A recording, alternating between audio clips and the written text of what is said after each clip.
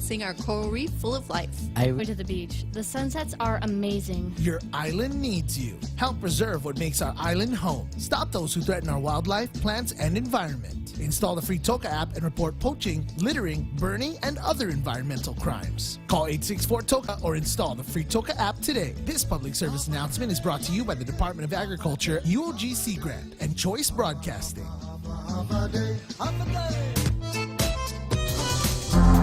The Point is KUSG, Hagåtña, Guam, 93.3 FM and 104.3 HD3. Dead for now, the so-called voting rights bill. I'm Jack Callahan, Fox News. After GOP senators successfully filibustered against beginning debate on it. This was not an up or down vote. This was a procedural vote. You need 60 votes to clear a filibuster. All 50 Democrats were yeas. All 50 Republicans were noes. Vice President Harris presided, but she cannot break a tie on a procedural vote. Just the idea that Vice President Harris presided over the vote told you how important this bill is to Democrats. This vote reveals the realities of a split Senate and what Democrats can get done legislatively. Fox's Chad Pergram at the Capitol. Democrats claim the measure would have protected voting rights. Utah Republican Senator Mike Lee telling Fox's Hannity it's just the opposite. This bill wouldn't make it easier to vote. This would make it easier to vote illegally. This is the Corrupt Politicians Act, and I'm glad we defeated it. President Biden Wednesday plans to spell out his administration's plans to slow rising gun violence in several American cities. The Wall Street Journal reports the Justice Department will target gun trafficking in New York, Chicago, L.A., Washington, D.C., and the San Francisco Bay Area. Curtis Sliwa, the Guardian Angels founder, has won the Republican primary for mayor of New York City. We may not know his Democrat opponent in the fall for a while. Because of ranked choice voting and absentee balloting, New Yorkers won't find out until probably mid-July. And because Democrats outnumber Republicans in the Big Apple by a margin of about 6-1, it is likely the winner of the Democratic primary will win the general election come November. Fox's Lauren Green. Lovely Warren, the Democrat mayor of Rochester, New York, who was indicted on campaign fraud charges, has been defeated in her primary bid for re-election. Kobe Bryant's widow, Vanessa, has agreed to settle a lawsuit against the pilot and the owners of the helicopter that crashed last year, killing Bryant, his daughter Gianna, and 7 others. Terms of the deal to remain confidential. America is listening to Fox News. When's the last time you looked at your homeowner's insurance? We buy a homeowner's policy and never give it another thought until something happens. Life brings changes, and our coverage needs can change. The smart thing to do is get the answers and level up our insurance to make sure we're totally protected. That's the Insurance Extra Point. Get out there and make something good happen today by calling Guahan Insurance Services at 475-1162 or visit us at the Camacho Landmark Center in Tamuning. Do you dread waiting in those long, inconvenient lines? That's why you won't find them at Bank Pacific. Go back to our pre-COVID Monday to Saturday hours with all of our branches open. You know, that where others put branches, we place roots thing. And if you don't want to come to the bank, we have My Cloud Banking through which you can go to the bank on any of your devices, including through our new cool mobile banking platform with remote capture so you can deposit checks from anywhere. Offline, online, no line. Bank Pacific. Where others put branches, we place roots and rooting for you. Member FDIC. The U.S. Navy scrambling to find parts for some of its submarine fleet. The acting Navy Secretary Thomas Harker told Congress the parts shortage for America's newest nuclear-powered attack submarines is being addressed so that sailors do not have to cannibalize parts for the Navy's most deadly and newest submarines. The shortage has led to maintenance bottlenecks for these nuclear-powered Virginia-class submarines. The parts were supposed to last 33 years, but have been wearing out decades earlier. The subs are a key part of the Navy's strategy to counter China. The part shortage represents a readiness issue, according to concerned lawmakers. At the Pentagon, Jennifer Griffin, Fox News. Defense Secretary Lloyd Austin says he'll support long-debated changes to the military justice system that would remove from military commanders decisions on prosecuting sexual assault cases in the military. In a statement, Secretary Austin says he supports letting independent military lawyers handle the cases. Houston's Methodist Hospital System says 153 employees who refused to get the coronavirus vaccine have either been terminated or quit in the last 2 weeks. Tuesday was the deadline. A federal judge earlier threw out a lawsuit brought by some of the employees who said the vaccine mandate violated their rights. Another state voting to remove criminal penalties from marijuana. Connecticut has become the 19th state to legalize the recreational use of marijuana. Democratic Governor Ned Lamont on Tuesday signing a measure into law allowing those 21 and older to possess up to 1.5 ounces of marijuana and legalizes its possession. The law, which takes effect on July 1st, also provides rules for the cannabis industry in the state and works to address racial inequities from the country's war on drugs. Retail sales aren't expected to begin until sometime next year. Marijuana remains illegal under federal law. Rich Dennison, Fox News. And I'm Jack Callahan. This is Fox News. Busy week? Mezcla Bistro in Tumon has you covered. Let us take the worries out of your dinner meal planning. Check out our daily specials or enjoy some of your local favorites. Plus, receive a free kids meal with each adult dinner entree purchased Monday through Thursday. Call 969-2652 for more information or to make a reservation at the Grand Plaza Hotel in Tumon. And don't forget, Jack Larimer is live every Saturday night. Mezcla Chamorro Fusion Bistro, a true taste of Guam. Hafaday, my name is Adrian Diaz. For Pride Month, I encourage everyone to support the ISA Guam LGBTQ Scholarship at the OG Endowment Foundation. This scholarship was funded to help the young LGBTQ students achieve their academic goals. With your help, LGBTQ students who are facing challenges will be able to continue their education and make a positive impact on our island. Please visit give.uog.edu or call 735-2957 for more information on how you can empower these future leaders of Guam. Leah Dunca from Security Title here with a little information about trusts. A trust is a legal entity capable of owning property. It can protect property from issues such as lawsuits or divorce and can be used to distribute property and avoid probate. Many trusts start as revocable but become irrevocable when the initial trustees die. Work with your estate planning attorney to see if a trust is a good fit for your family property. Call the professionals at Security Title. We are here to help. Welcome to Tall Tales with Bob Klitzkie, the only show on talk radio where common sense is a lot more common. Phone lines are now open at 888-TALK. That's 888-8255. And now, The Point proudly brings you Tall Tales with Senator Bob Klitzkie. A well-regulated militia being necessary to the security of a free state, the right of the people to keep and bear arms shall not be infringed. It's a really good way to start a radio show. I use it every day. It puts you on notice that this is a constitutionally oriented conservative talk show that pays a certain amount of attention to the U.S. Constitution, the Bill of Rights, individual freedom, and similar subjects. Of course, you're more than welcome to call AAA Talk. I will always be peeking at my Facebook page here to see what comments have been posted. A lot of times I make those comments a part of the program. You're welcome to use that also. And that's the way we do it here on Tall Tales, starting out with a part of the program called Zemi Ikotni, which is my backwards bilingual play on words. If you translate Zemi Ikotni literally, it comes out to press the meat. I reverse that, and it's Meet the Press. And I tell you that, and what I do in Meet the Press is I examine the editorials from each of the two daily newspapers. I have a blue pencil here somewhere, and I unmercifully critique their grammar, English usage, editorial theory. And having done that, when I'm finished with both, I will award the better of the two the coveted blue star, which, of course, never goes by default. And as I mentioned before, the coveted blue star has been known to make or break careers in the journalism game. If you were to stand outside the door, excuse me, of the editorial boardroom of the winner of a blue star on a particular day, you could hear the champagne corks popping out in the hall. Now, I always tell you that our Meet the Press, our Zemmy Cutney, is much better than Chuck Todd's on PMSNBC. Today, I've got an example of why that's true. And this is something that ran in Red State, one of the websites that I check every day, trying to get some truth out of what's going on, and knowing that I won't find it in the New York Times or the WAPO.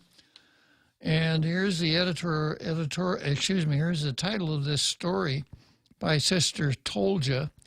She says, Chuck Todd gets stung as PBS reporter drops facts on his critical race theory narrative. No! Now, when you're on MSNBC and you're getting some pushback from PBS, which isn't exactly a conservative bastion, you got a problem.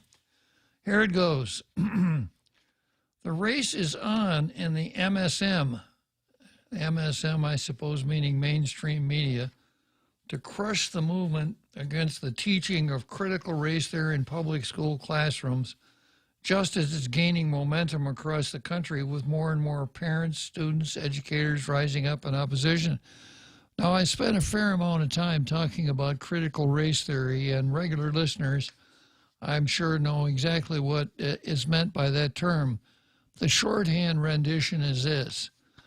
You take historical events, cast them in a light most unfavorable to the United States, pretend that they happened yesterday, judge them by today's standards of morals and ethics, and come to the conclusion that because of the historical events, the United States is systemically racist and it cannot be fixed. So we have to junk what we've got and embrace a whole new theory of government. And the reason that it can't be fixed is because it was set up on the backs of slaves, and the purpose of the United States was white supremacy and nothing more. The reason the United States colonies rebelled from England was they were afraid the Brits were going to free the slaves in the colonies. So that's critical race theory. So if you understand it, you'll know that there are only two groups of people in the country, the oppressed and the oppressors. The oppressed people, the oppressors are all the white folks in the United States, especially white males, especially white male religious people. And the oppressed are what the critical race theory gang calls BIPOCs, Black, Indigenous, people of color.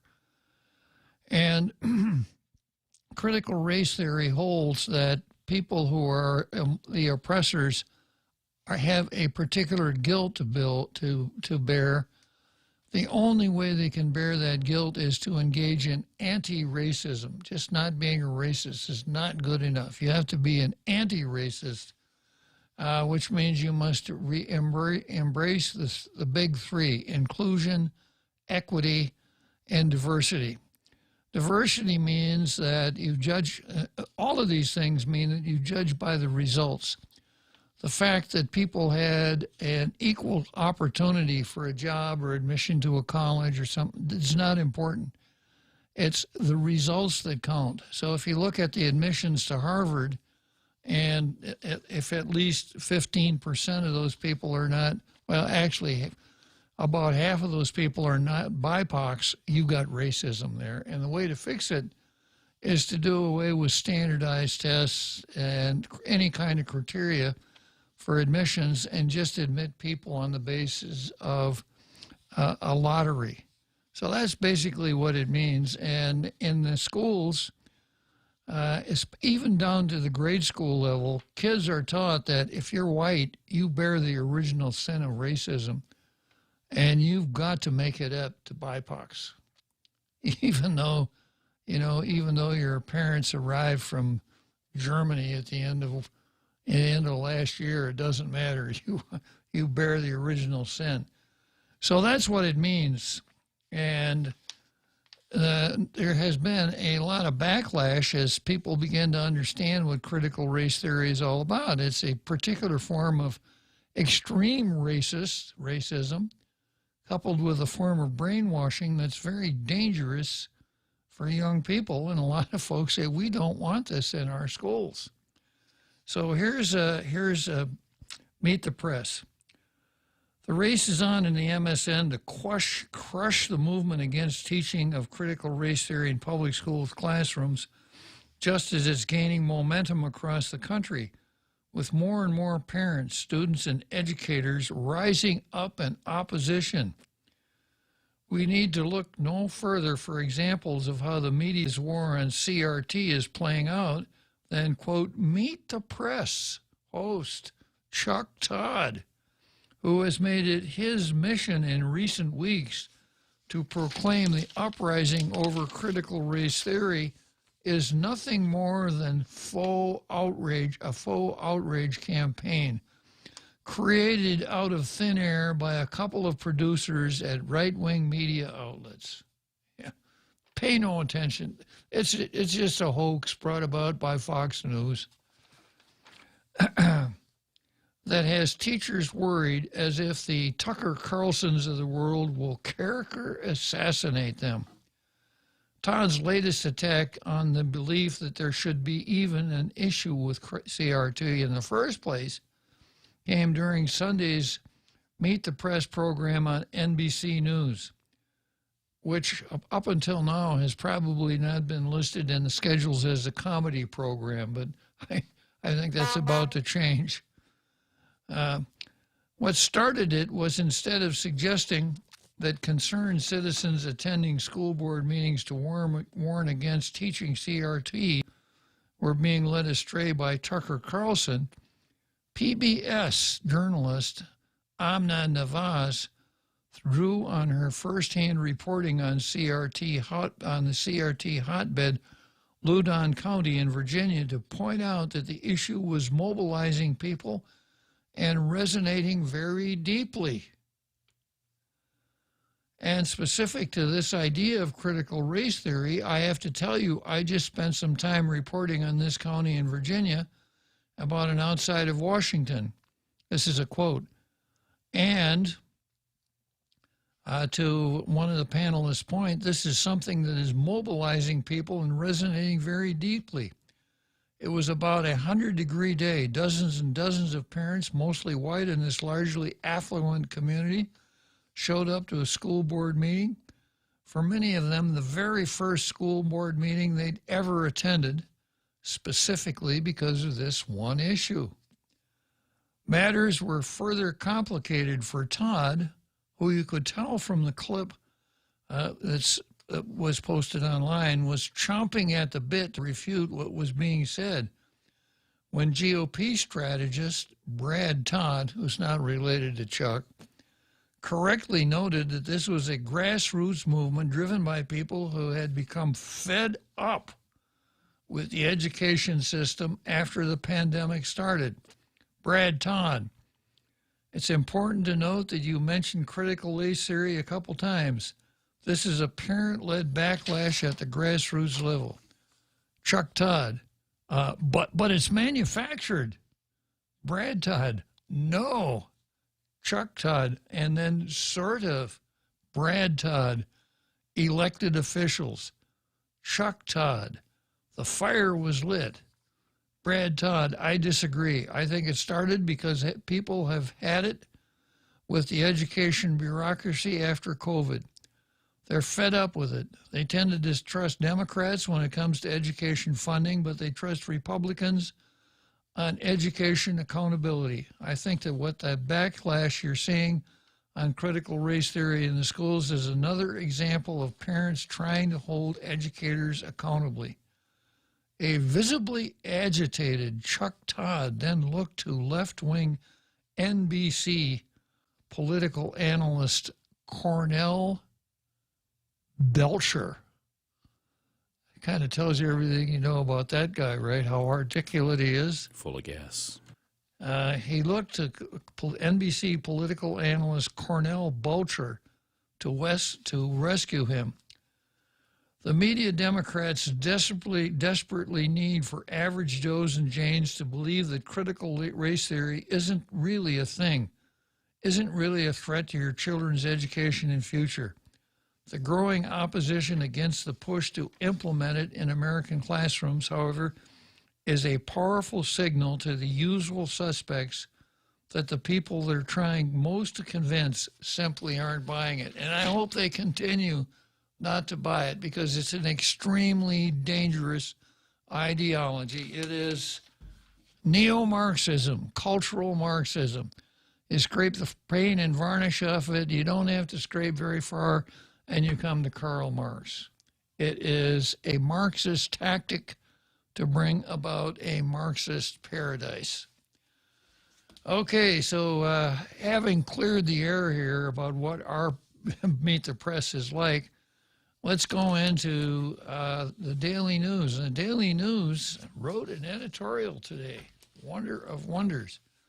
But before I get into their editorial, there's a story from the Post that I want to read into the record.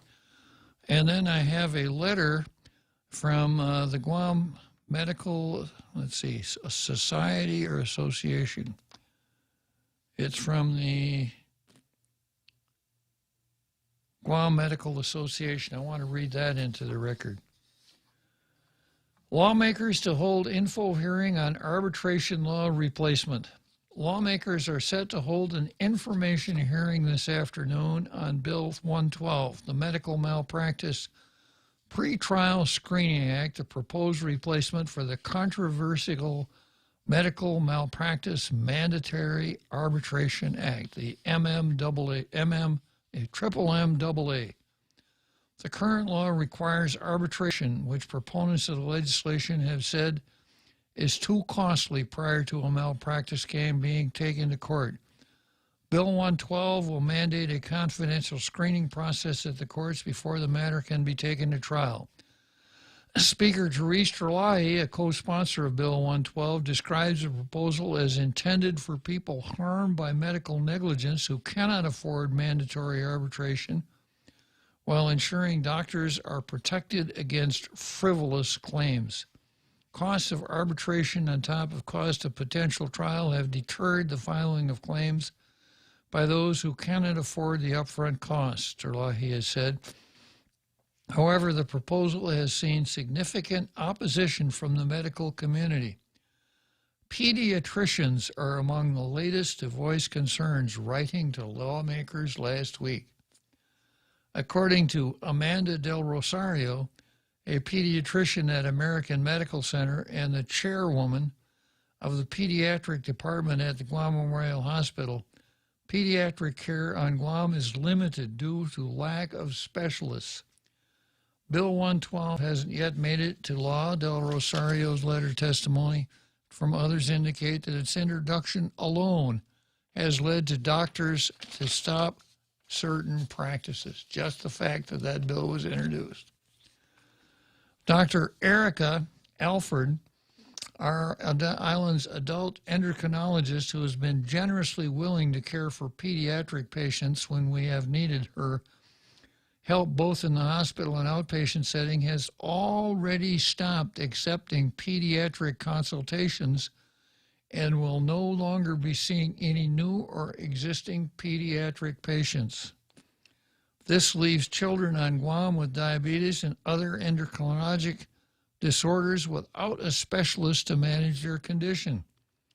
It is only a matter of time before other adult specialists do the same and start refusing to see pediatric patients as a result of Bill 112. Moreover, we primary care pediatricians would not be able to manage our patients' complex illnesses either, for fear of litigation and the risks associated with practicing beyond the scope of our training as general pediatricians. So doctors, lawyers, professionals have various standards. As an example, if you are a podiatrist, better not take a crack at a heart transplant. You might not be qualified to do that. So the pediatricians are saying, yeah, we're trained to deal with infants and very young children whose medical problems are not the same as ancients like me, that's for sure. However, when it comes to specialties like endocrinology, et cetera, maybe diabetes, type 1 diabetes, pediatricians don't have the depth of training. So what are they going to do? Tell the customer, tell the patient, yeah, I'm sorry, this is not my area of expertise. I can't help your child?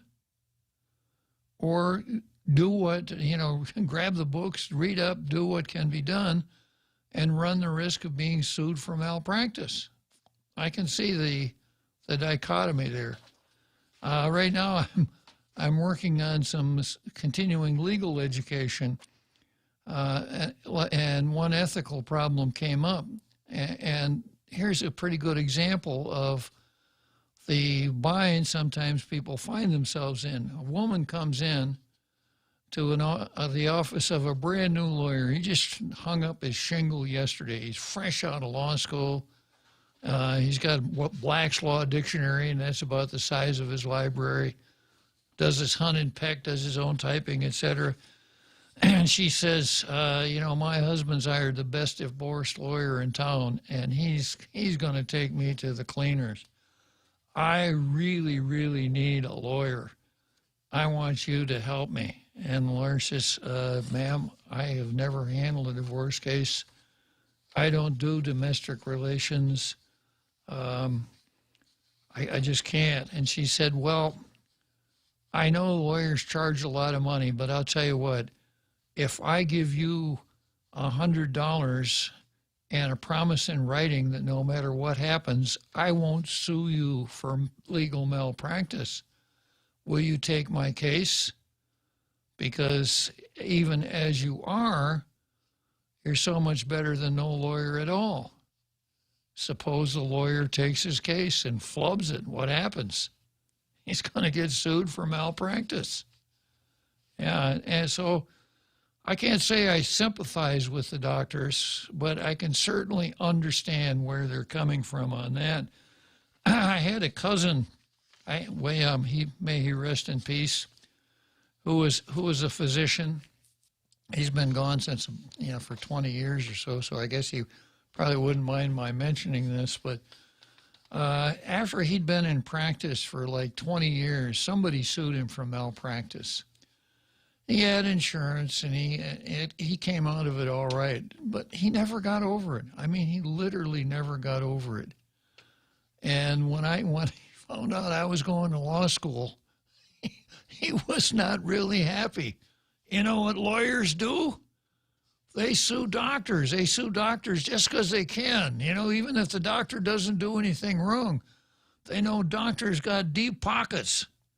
So if they find a patient who's angry at a doctor and wants to sue, they'll pick it up and run with it, figuring that sue for $1 million, and let's hope they'll settle for half. So these are, I think, are some of the realities that the physicians are trying to bring to the table here. So the article goes on to say, moreover, we primary care pediatricians would not be able to manage our patients' complex illnesses either for fear of litigation and the risks associated with practicing beyond our scope of training as general pediatricians.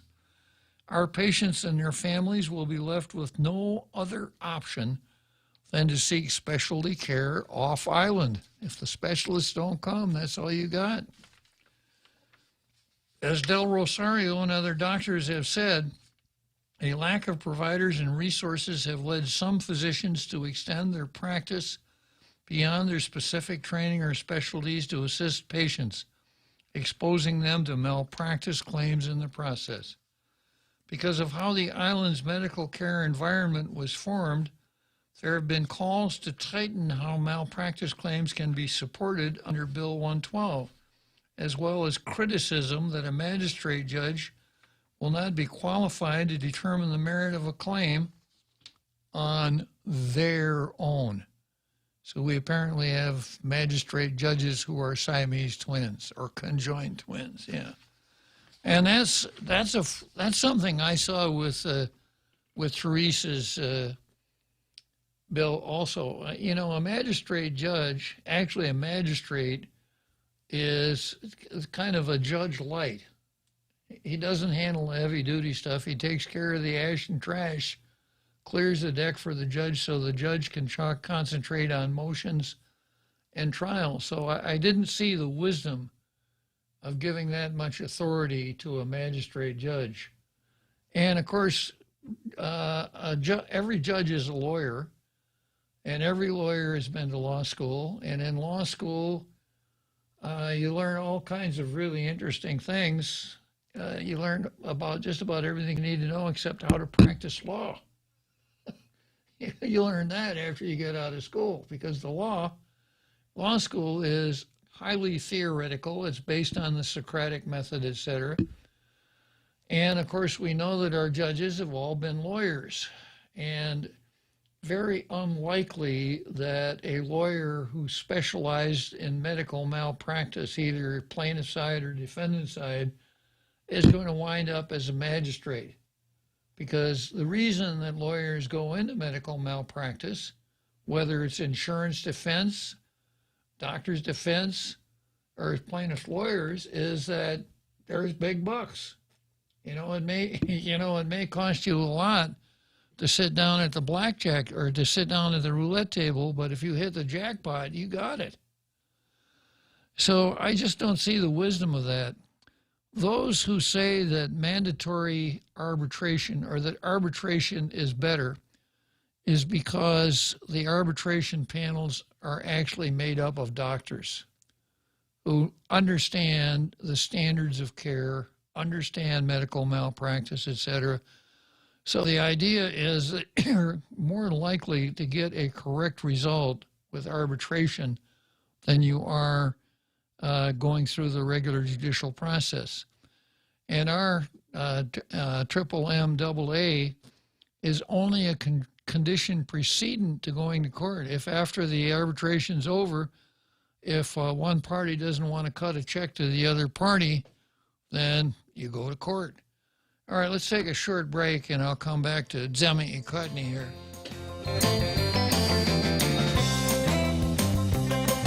The Extra Point with Jerry Roberts of Guam Training. Hi, I'm Jerry Roberts, and every day on The Ray Gibson Show, I get to comment on the incredibly diverse, fun, challenging, sometimes frustrating, often exciting, but always interesting world of work. I hope you'll be there with us. You can find daily transcripts of The Extra Point at GuamTraining.com. Tune in every weekday morning at 7:20 for The Extra Point with Jerry Roberts. Brought to you by Guahan Insurance Services and First Hawaiian Bank on 93.3 The Point. Get your shot and win big prizes, Guam. The Office of the Governor and the Guam Visitors Bureau presents Vax and Win Guam. Protect our community by getting your shot and enter online at visitguam.com/vax for a chance to win. Starting June 14th to July 21st, we'll be giving away weekly prizes of $10,000 cash and a brand new car to lucky residents who are fully vaccinated. That's 6 weeks of Vax and Win opportunities. Some conditions apply. Log on to visitguam.com/vax for official promo rules or to submit your entry today.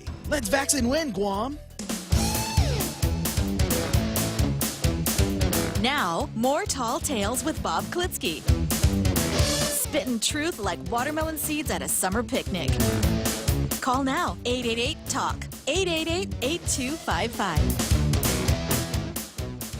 Yeah, so here we are, back to this news story here about today's hearing. Because of how the island's medical care environment has formed, there have been calls to tighten how malpractice claims can be supported under Bill 112, as well as criticism that a magistrate judge would not be qualified to determine the merit of a claim on their own. Meanwhile, the existing Arbitration Act requires the parties to bear the cost of arbitration should a malpractice claim arise, but critics argue that the cost is a deterrent on its own.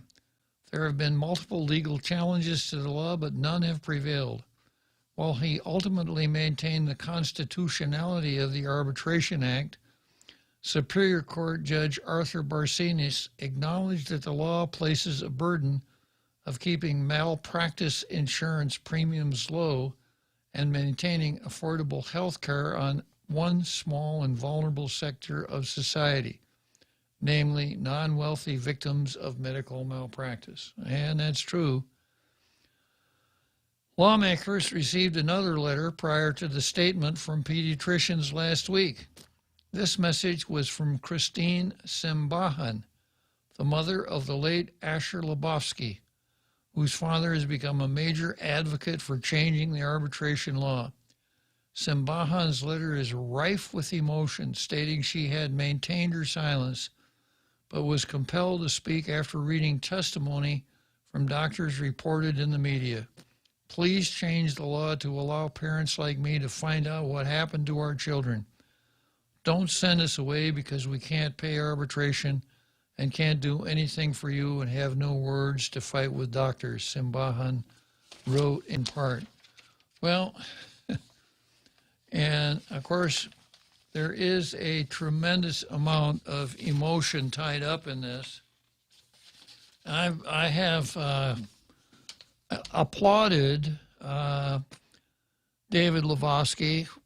I haven't decided yet. I haven't ruled on this controversy yet, but I applauded him because he is doing what citizens are supposed to do when they think the law needs to be changed. He's spoken up. He's been an advocate. He's drawn attention to the problem. That's how we function in a free society.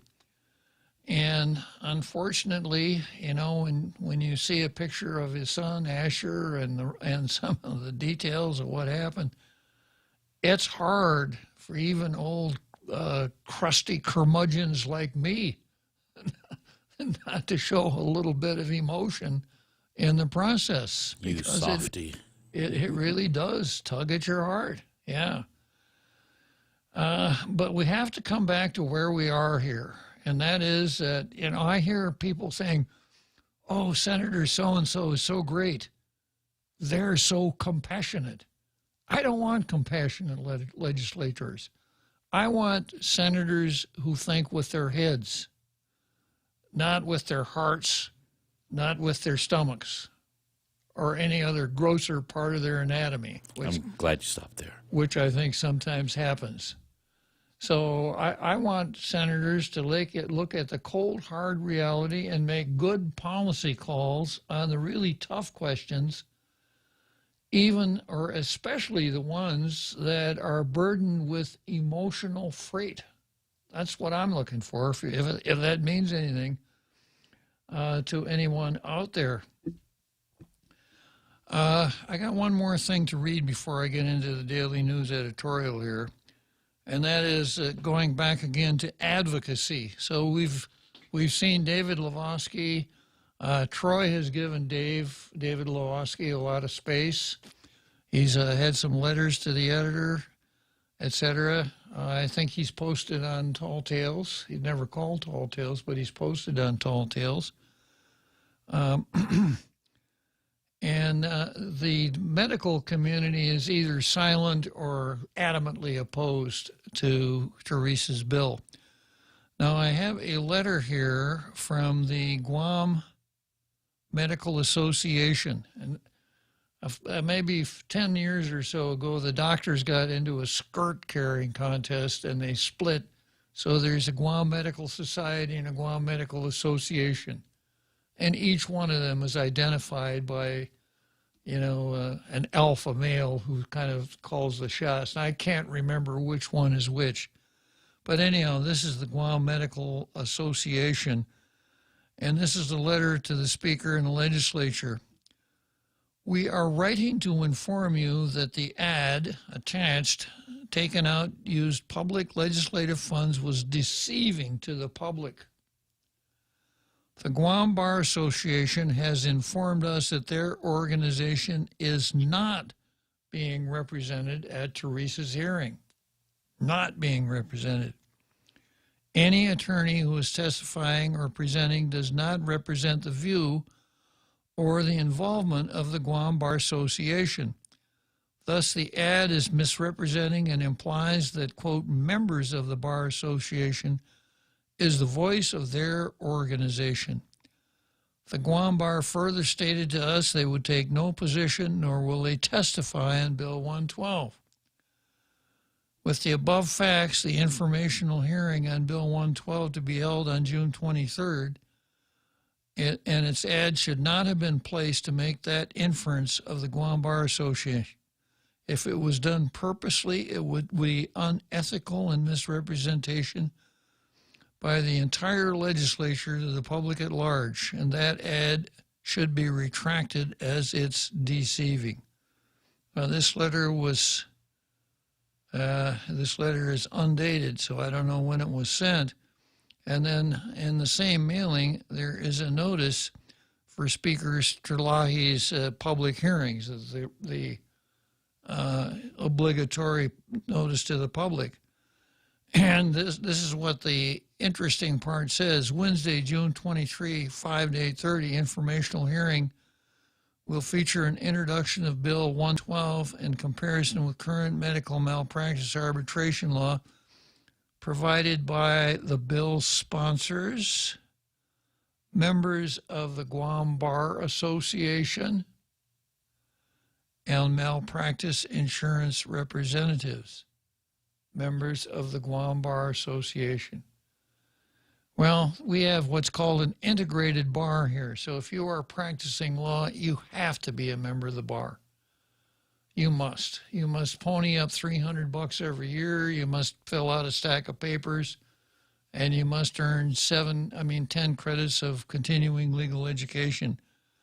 So all lawyers are members of the Guam Bar Association, but I see what the doctors are saying here. Members of the Guam Bar Association could have just as easily said local lawyers, because it does suggest, oh, the Bar Association's taking a position on this, huh? Yeah. And I can understand why the Bar Association's not taking a position on this. If the Bar Association ever opened a restaurant, you ordered taters, you would never get hot potatoes with your meal, because nobody in the bar is going to want to handle a hot potato. Okay, so that's kind of the foundation. And then here's the editorial from the Daily News. Our view, repealing medical malpractice arbitration requirement is not the solution. Legislation to remove the island's medical arbitration law is missing the big picture. The medical arbitration requirement was put in place because of the island's unique circumstances. We traditionally have had a difficult time attracting doctors, even homegrown doctors, to practice on island. That's true. The insular cases.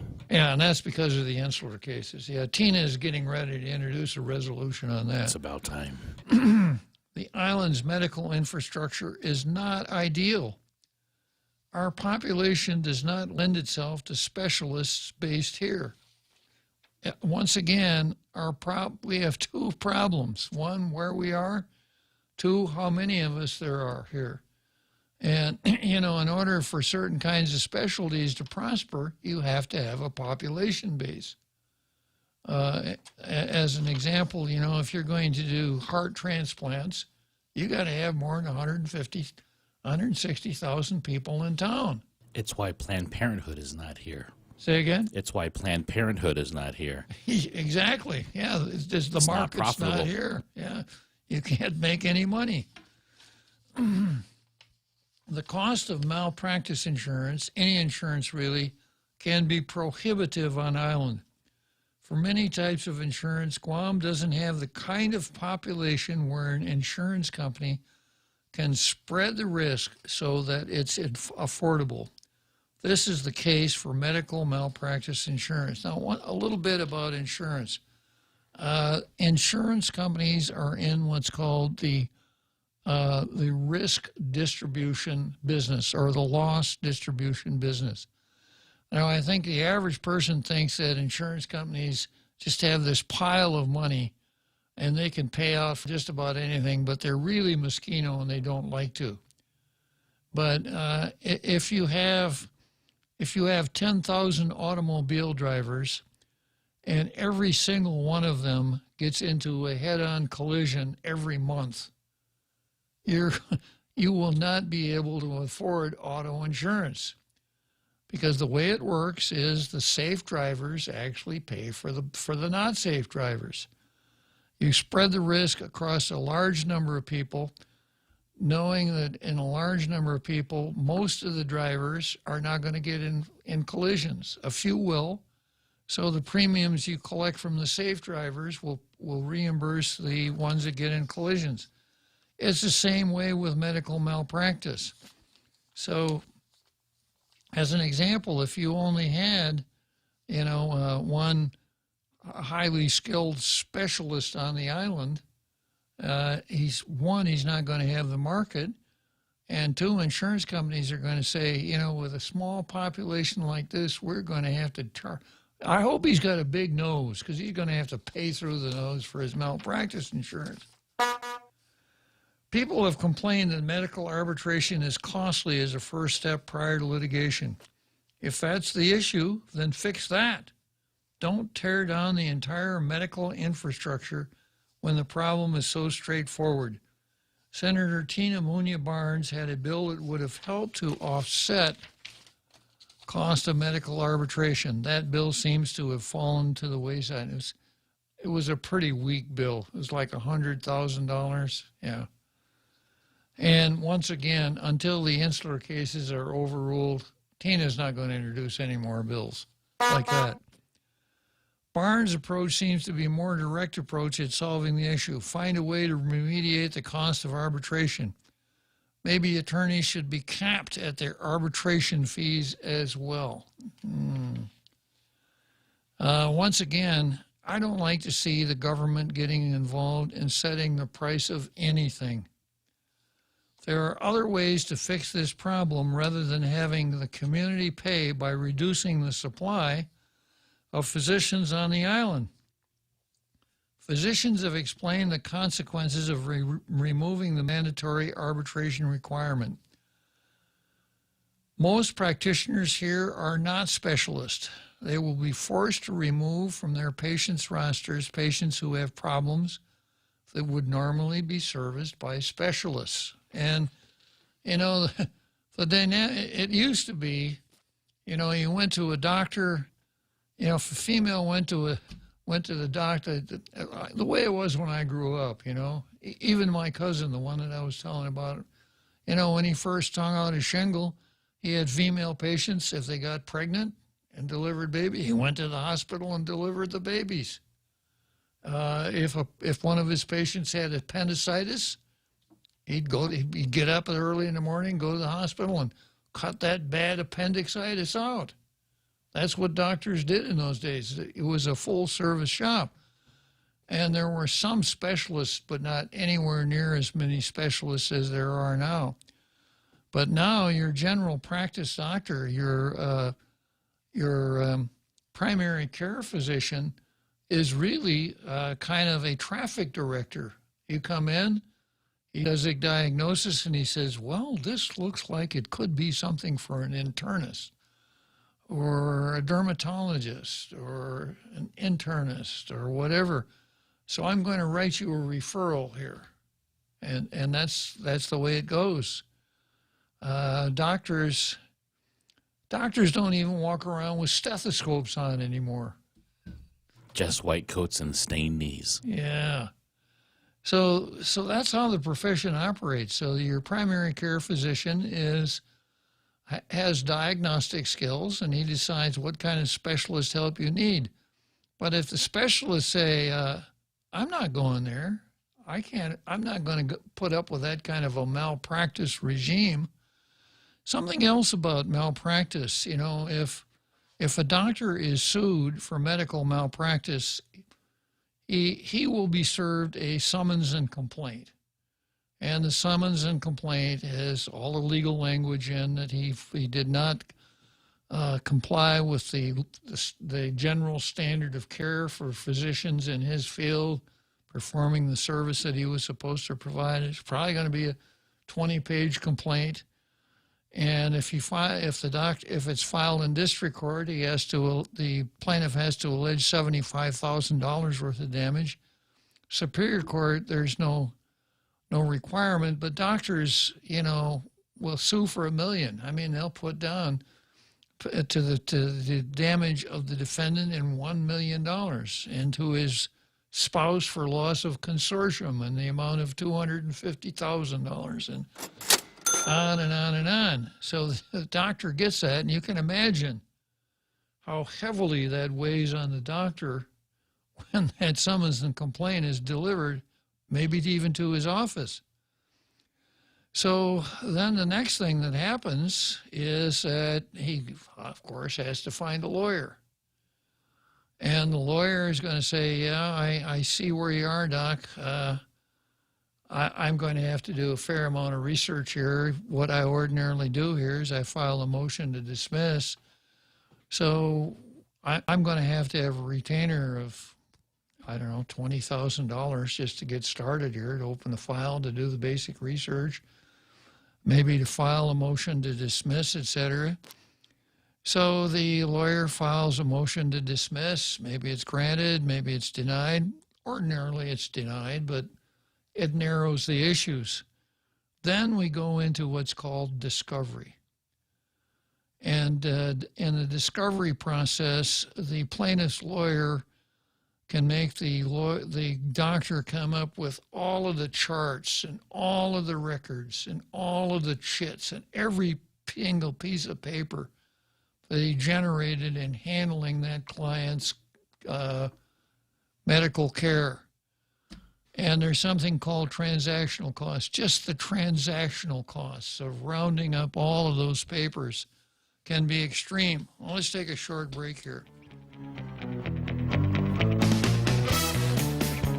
Top End Pest Control is who you call for all your pest control needs. Got a problem with roaches, ants, spiders, rodents, fleas, ticks, termites? No problem. They do it all. Top End Pest Control is a service-disabled, veteran-owned small business and HubZone certified. Serving Guam since 2012. Call them today for a quote, 487-5657, or email topendpest@gmail.com. Check them out on Facebook at Top End Pest Control and give them a like. Top End Pest Control for all your pest control needs. Circle K brings you the G-Dog. Get ready for a succulent and flavorful street hot dogs made famous in New York City. These dogs are made with 100% all beef and cooked in a delicious blend of spices for a plump, juicy hot dog experience that's bursting with flavor. Visit your nearest participating Circle K and dig in on the best hot dog experience on island. The G-Dog, served from 9 a.m. to 7 p.m. Available at Anigua, Dededo, and Ocean Vista Circle K locations only. Circle K, hey, take it easy.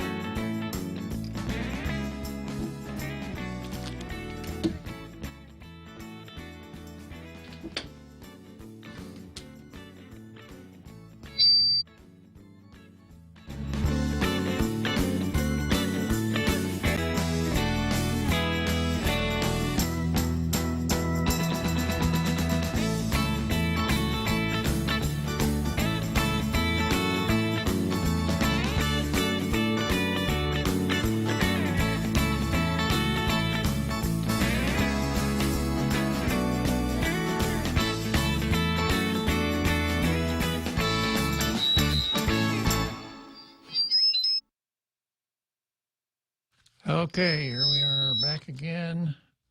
I thought it was a halftime show when I got up and started to stretch and walk around. All right, so here we are with the editorial. I was explaining what happens to a doctor if he's sued for medical malpractice. Summons and complaint, hire a lawyer, retainer, motion to dismiss, and then discovery. And in the discovery process, the plaintiff is going to make the doctor come up with every single piece of paper and record that was ever generated in handling that particular person's medical case. And I use the word transactional costs. So win, lose, or draw, it's going to cost that doctor a pile of money just to round up all those papers and get them ready for presentation to his lawyer, who can give them to the other lawyer. You know, there's a lot of Xeroxing, et cetera, et cetera, et cetera. And, of course, it's disruptive to the doctor's practice because somebody has to be doing that instead of sticking thermometers in patients' mouths or whatever they do in the doctor's office. The discovery process also allows the plaintiff's doctor to serve what are called requests for admission on the doctor. And for instance, let's say the doctor had been sued once before, but that the suit went nowhere. So request for admission number 1, admit that you have been sued for medical malpractice before. You got to answer. And plaintiff's counsel will get you to admit all kinds of things that will be favorable to his presentation of his case. And then the next, along the same lines, written interrogatories. The plaintiff's counsel can put together various questions that you must answer in writing. The doctor must answer in writing under oath. Describe the procedure for removing a ruptured appendicitis in a 50-year-old male. And if that weren't enough, then there are the dreaded depositions. Here's how that works. The doctor, plaintiff's counsel, and the doctor's lawyer show up in front of a court reporter. The doctor, who allegedly committed medical malpractice, is sworn in. And the plaintiff's lawyer asks him questions under oath. And they're hard questions, and the doctor has to answer.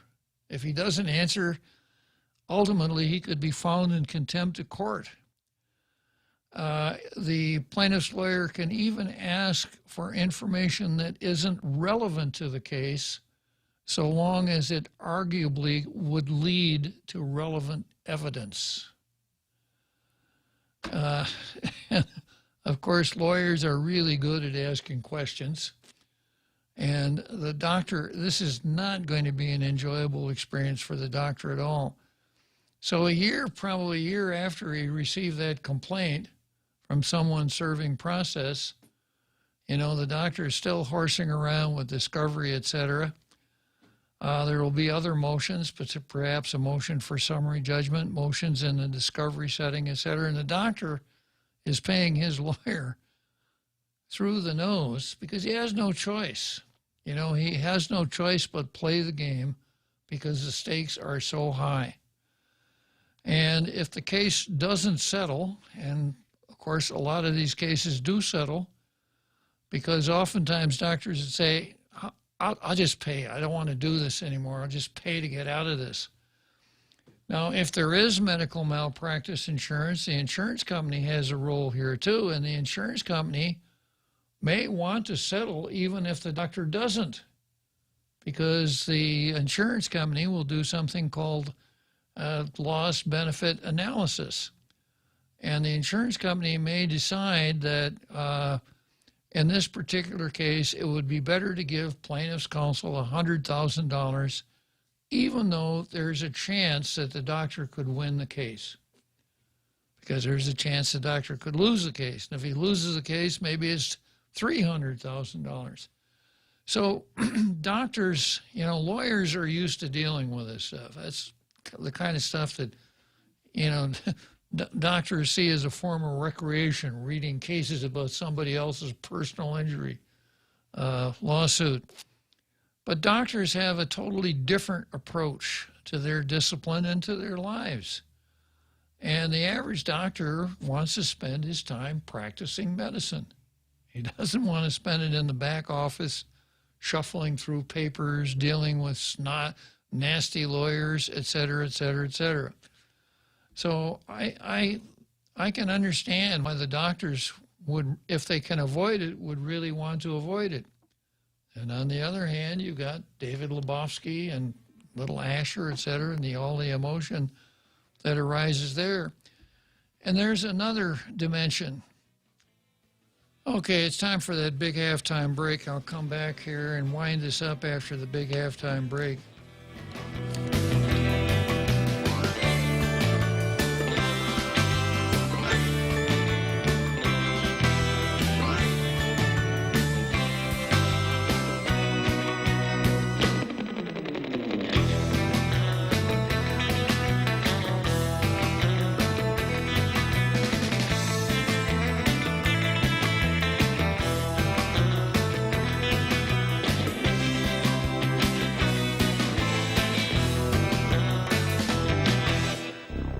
The Point is KUSG, Hagåtña, Guam, 93.3 FM and 104.3 HD3.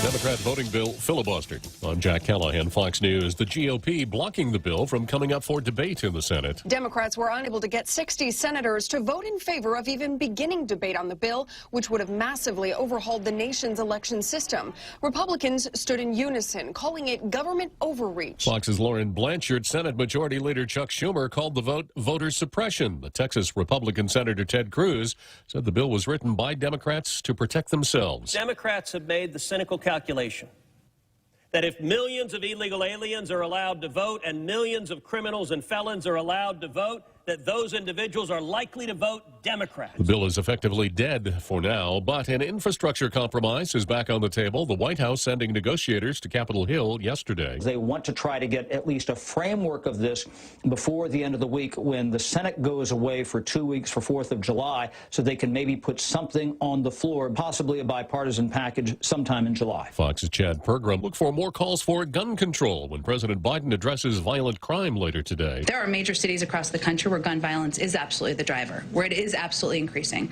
And that will be a central part of what he'll talk about when he delivers his remarks. White House Press Secretary Jen Psaki. The Wall Street Journal reporting the Justice Department is about to create a strike force to slow gun trafficking in 5 major American cities. Secretary of State Blinken en route to Europe for meetings in Germany and France and then Italy for next week's G20 meeting. The Financial Times of London reporting Secretary Blinken may meet one-on-one with China's Foreign Minister Wang Yi at the G20. In the race to replace Bill de Blasio as New York City's mayor, Brooklyn Borough President Eric Adams appears to have a slight lead over several other Democrat contenders, but the final tally may not be in for weeks. Republicans in the city have nominated Guardian Angels founder Curtis Sliwa for mayor. America is listening to Fox News. Technology is the great connector. It puts songs in your pocket, connects long-lost friends, and has made the world easier, faster, and smarter. And now, First Hawaiian Bank's new mobile app can help you do the same with your money. Whether you want real-time financial tracking with MoneyMap or tailored advice on your personal finances with daily insights, we're giving you the power to connect to your finances from anywhere, like never before. First Hawaiian Bank. It all starts with yes. Equal housing lender, member FDIC. When's the last time you looked at your homeowner's insurance? We buy a homeowner's policy and never give it another thought until something happens. Life brings changes, and our coverage needs can change. The smart thing to do is get the answers and level up our insurance to make sure we're totally protected. That's the Insurance Extra Point. Get out there and make something good happen today by calling Guahan Insurance Services at 475-1162 or visit us at the Camacho Landmark Center in Tamuning. The possible side effect of some of the coronavirus vaccines will be discussed by federal health officials today. The CDC's Advisory Committee on Immunization Practices meets starting today with the intent of discussing the hundreds of cases of COVID-vaccinated teenagers, often male, who develop life-threatening myocarditis, an inflammation of the heart muscle causing symptoms similar to a heart attack with chest pain and shortness of breath. The panel will discuss whether Pfizer's vaccine, the only one authorized for teens, could be causing it. The issue was again recently highlighted in viral tweets by the aunt of 13-year-old Jacob Kleinik from Michigan, who, while otherwise healthy, died suddenly days after his second Pfizer dose. Eben Brown, Fox News. 369 U.S. deaths blamed on the coronavirus yesterday. A court filing in Los Angeles suggests an out-of-court settlement has been reached between Vanessa Bryant and the company that owned the helicopter that crashed, killing her husband Kobe, her daughter Gianna, and 7 other people. The numbers are expected to remain under seal. Federal safety regulators blamed the crash on pilot error. The 2-day Amazon sales event is now officially over. Day 1 was a record breaker. We've been spending a lot of time and money online during the pandemic, but on Monday, we really did some spending. It set a one-day record high for the year in online spending thanks to Amazon's Prime Day sale.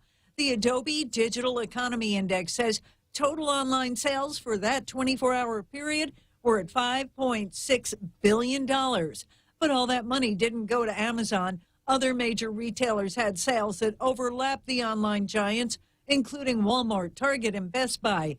Adobe's index says large online retailers had a 28% boost in sales on Monday. Jill Nato, Fox News. And I'm Jack Callahan. This is Fox News.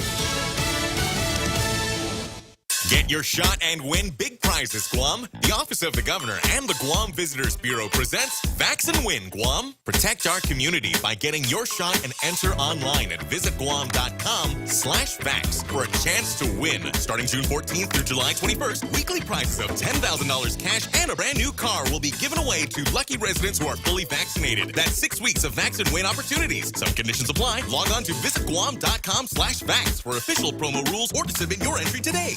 Hafaday, this is Congressman Nicholas.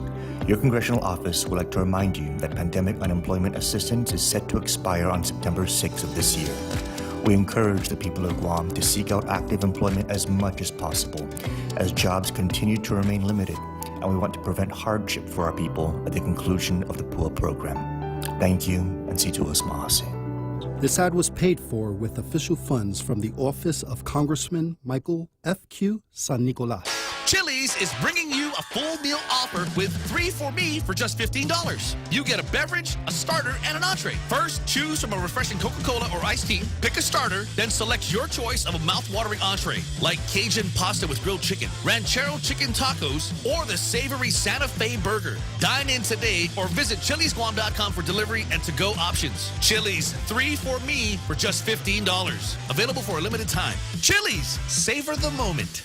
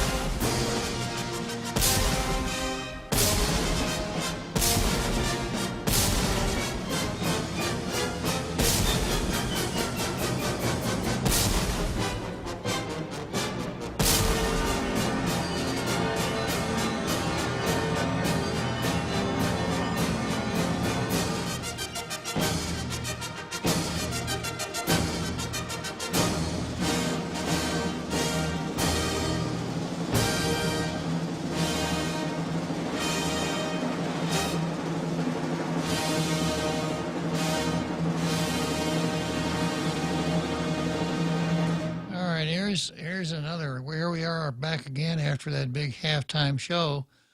And here's another dimension to tort law in general and medical malpractice in particular. And that is that tort law is an elaborate form of communication. Tort law means when one person does something that injures another, the injured party may have a claim against the party who hurt him. Now, in the beginning of tort law, it wasn't necessary to find anything other than the injury. So, as an example, if I were in the hayloft of my barn and you walked underneath the door to the haymow, and I accidentally pushed a bale of hay out and I hit you on the head and broke your neck, it wouldn't make any difference how it happened, why it happened, etc. It's my fault. I got to pay. But as time went on, we decided, no, we shouldn't make people pay unless they did something purposely or negligently. And the reason is that we want to use, and no one ever sat down and wrote this down, but I mean, this is how tort law evolved. So we wanted to, the idea was that if people did things negligently and they knew that they might be sued for their negligence, they'd be more careful. So that's how tort law evolved, so that if that bale of hay fell out of the haymow because the floorboard gave away and the floorboard was rotten and I didn't build a barn or anything like, I'm probably not going to have to pay. But if I'm sitting on that bale of hay lollygagging and get up and kick it and it falls, well, I was negligent, I may have to pay. So this is, at least in theory, another reason that there are medical malpractice claims in our courts. So that if a patient goes to a surgeon because he had a badly infected right foot and the doctor cuts off the patient's left foot, other doctors would say, wow, that guy got sued, big bucks. I got to really be careful. I'm going to put a large colored sock on the foot that I'm not supposed to cut off before that guy is wheeled into the operations room. So that's another theory. So if you take medical malpractice out of the mix, then there is an argument that there's no, and this is an argument that David Lebowski has made, not quite as eloquently as I'm making it, but there is no incentive for doctors to be careful, to avoid negligence, because the risk just isn't there. They're not going to get sued. And sometimes it could even be subconscious or unconscious of not even thinking about it because It's never going to be there. Yeah. So if it's not part of the architecture of medical malpractice, well, then the tendency is to not pay a whole lot of attention to it. If it is, then I suspect doctors would do the same thing that lawyers do, checklists and other safety devices that keep them from making serious mistakes. So as I keep saying, this is not an easy question to answer. And I am coming close to my own answer. I think I'll listen to these hearings first before I rule. I don't want to taint the legislative process by coming down with the ruling too soon before the legislature's had a chance to work. But I will say this, the Daily News wrote a real editorial today. This is what an editorial looks like. It takes an important issue that people are concerned about. It lays out a factual background. It lays out if there are two sides to the issue, it lays out both sides of the issue. And then at the end, it makes its own determination of what the resolution of the controversy should be. Very well done, Daily News. This is a real editorial. So this takes the Daily News up to 60 compared to the Post. You're awarding already? Yeah. All right.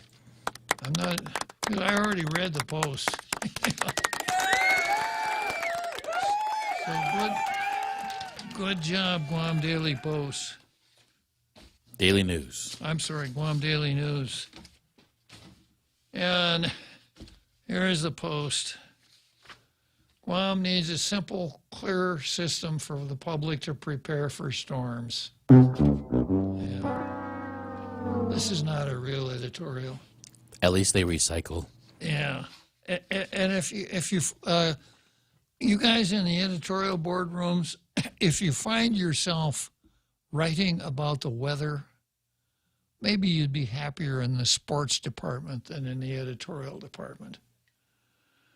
All right, let's go to the card. I've only got 3 items on the card today. People just aren't fighting with each other enough nowadays Tina hasn't said anything dumb about the insular cases, so I've kind of turned to national news. And I start out with big corporate versus America, media versus truth, cultural Marxism versus the United States Navy and the Department of the Army. And yeah, the card. And it looks like I've got somebody here.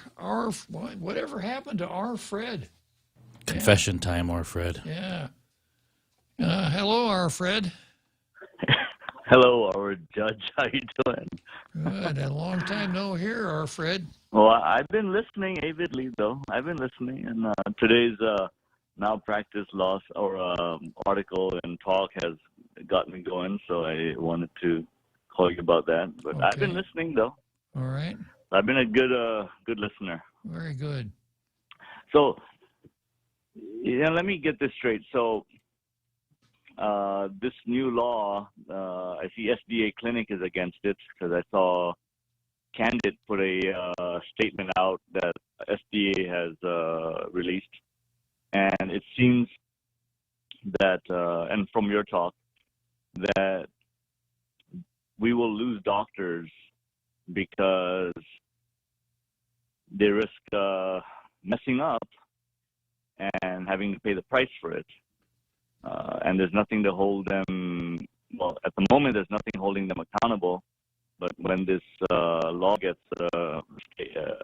I guess, enacted, then they'll be penalized. Am I right? It's basically, yeah. Yeah, in layman terms, right? I mean, I understood it, but I'm like, really? From what I'm reading and what the statement SDA put out, and it was kind of, I don't know, somewhat shocking to read or surprising. So it means that there's an outcry that we should not have this law voted on because we'll lose doctors because they don't want to have to pay the price to mess up.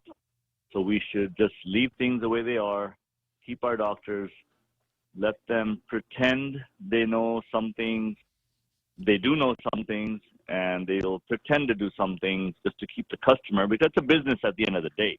Well, let me jump in. Let me jump in here for a second, Fred. Mm-hmm.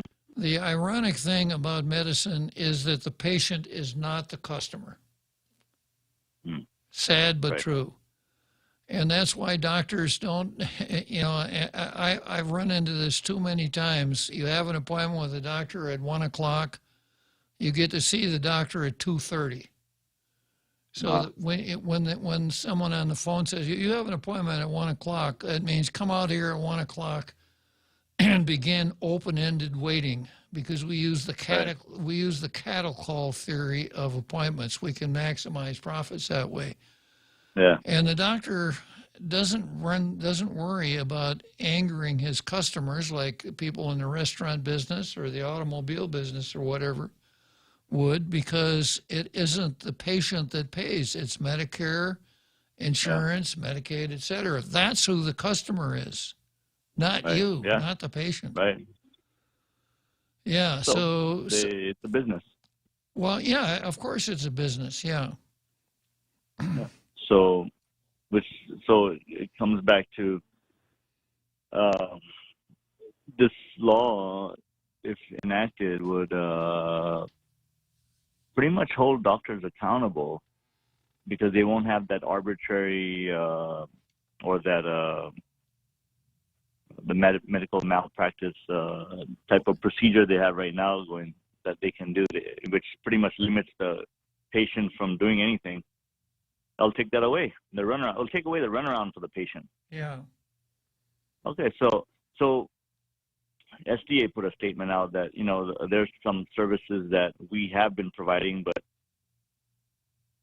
in layman terms, pretty much says we're not specialists at it, but we have tried to accommodate the various critical needs of patients. But now that if this law passes, then we're gonna like pretend not to we're not going to do those things anymore because we're going to stop pretending we know what we know. You know, using words like pretend and accountable in this statement, Fred, are you applying for a job as a reporter with the New York Times? No, I won't make it. No, I think SD is getting kicked off right now. I think you're overstating your case there. Well, what the doctors are saying is that we've attempted to do what we can for our patients, but you know, if the medical malpractice area opens up, then we just aren't going to be able to do that. So how much accountability? Let's say that right now we have 20 specialists here, right? And because of the medical malpractice arbitration, the repeal of the MMAA, all 20 of them move away. We're going to hold all of those. We're going to hold nobody accountable because there won't be anybody to hold accountable here. This is one of those hard questions where you're not dealing with something really good on one side and something really bad on the other. Mm. What you're trying to do is you're looking at something that neither side is very good, and you're trying to minimize the harm. That's the way I see it. Yeah. And one thing I'm not really interested in hearing is, well, you know, those doctors just interested in making money. You know, nowadays, in order to be a doctor, you're talking about going to school for about 15 years and a residence, et cetera. And by the time you finally are able to call yourself Dr. Whatever, Dr. Schmidt, you're probably in the hole for $500,000. So you can't blame these guys, you know, and everybody can't be a doctor until critical race theory comes along and we let people in to medical school by lot. So it's not a simple question, Fred. Go ahead. So, I mean, at the end of the day, you know, lives are at stake, quality of life, proper treatment, and, you know, a patient goes in, is leaving himself open to whatever the doctor does, thinking, you know, and they're putting their life on the line. I think that this law should pass because we need to hold them accountable, and if we lose services or doctors because of it, then it leaves the patient open to going out of town to get the proper care in the first place that they need, and not leaving themselves open to, you know, any risk to their I'm going to body. put my populist hat on, Fred, and say this. There are some folks, if they have to go off island for care, if they got to go to Cedars or someplace or Honolulu, okay, I'm out of here. I'll be back in 2 weeks. There are other people that to say that you're going to have to go off island for care is a death sentence because they just aren't going to be able to do it. They're going to be standing down in the medians with the plastic bottle, doing car washes, and they're just not going to be able to raise the money. Is that a good solution? No, but at the same time, it's not going to fix the problem that we have going on. It'll just continue, and doctors will just do, you know, I mean, treat the way they think is right, but they're not specialists, but they just try to get by and do what they can. And that's even what's going on. I mean, there's better care in the U.S., but we don't have those facilities and machines and equipment to do it. They just do what they can to get by, because if something happens to the patient, all they'll say is, you know, we're sorry for your loss. And that's it. Well, we are in a situation that we're in. You know, we're not in an ideal situation. If you're in L.A., you know, with 3 million people, you know, probably even manicurists are sued for malpractice. It's just, it's open season because there are a lot of doctors, there are a lot of lawyers, et cetera. But, you know, the fundamental principle of what we're talking about here is scarcity.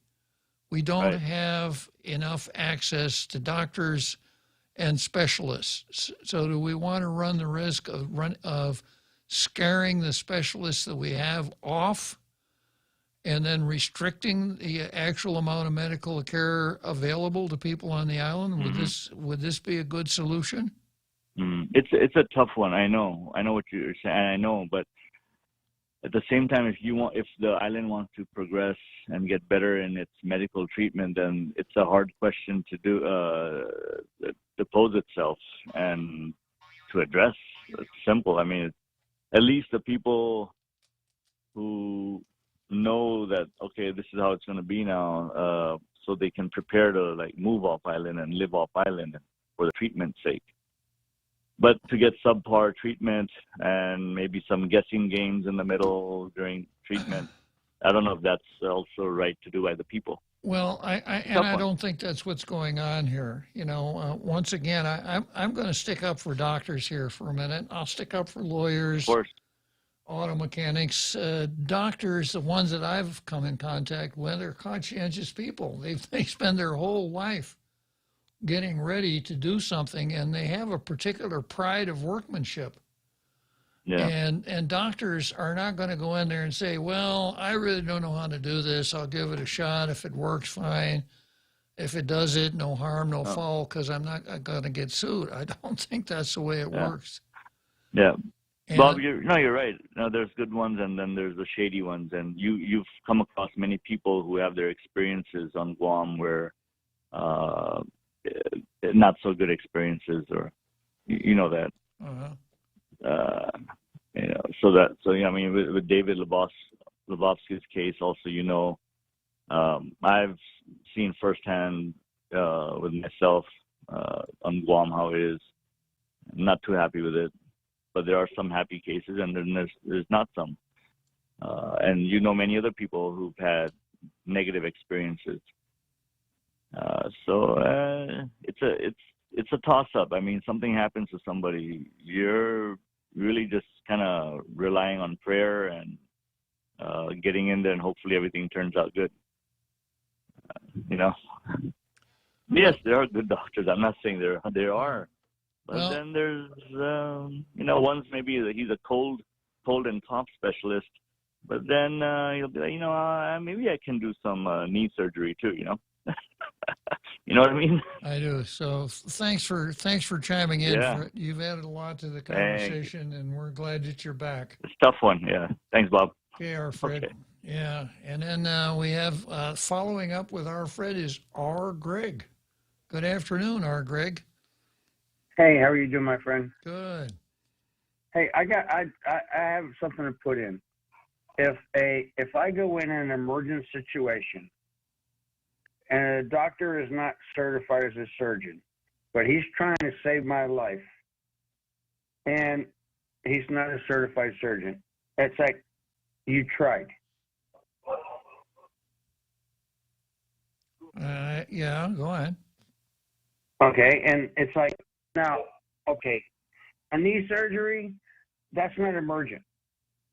A guy messes up on a knee surgery, okay, that would be litigated. But if I'm in an emergent situation where my life's in jeopardy and he does something that he may not be, quote, certified for, but he's trying to save my life, I'm not going to bitch. We had a situation like that 3 or 4 years ago, and I can't remember the doctor's name. I remember exactly what he looked like, and he was up at St. Dominic's, or no, forget the name, the long-term care. Yeah, right. And there was a situation like that, and he attempted a procedure that wasn't within his, and he was run off the island for that. Skilled nursing unit. The skilled nursing unit, yeah. His name will come to me when I'm driving home, I'm sure. So this is a situation where he wasn't a specialist in this field, but it was an emergency. Yeah, and he figured if I don't do something, and I can't blame a doctor for that. Well, yeah, but unfortunately, our Greg, Okay, it's not you and I that make these decisions. If he waited 4 hours to bring in a specialist, and I'm already dead. I know what you're saying. Okay, that was my input, Bob. It's a very good point, Greg. I'm glad you brought it up. Thank you. Hey, Okay, so let's head for Wrigley Field.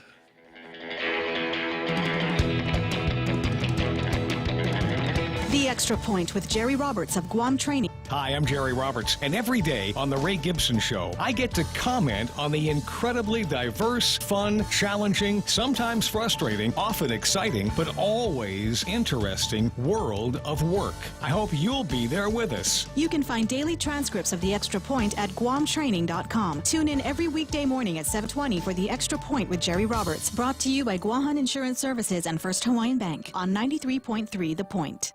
Do you dread waiting in those long, inconvenient lines? That's why you won't find them at Bank Pacific. We're back to our pre-COVID Monday to Saturday hours with all of our branches open. You know, that where others put branches, we place roots thing. And if you don't want to come to the bank, we have MyCloud Banking through which you can go to the bank on any of your devices, including through our new cool mobile banking platform with remote capture so you can deposit checks from anywhere. Offline, online, no line. Bank Pacific. Where others put branches, we place roots and rooting for you. Member FDIC.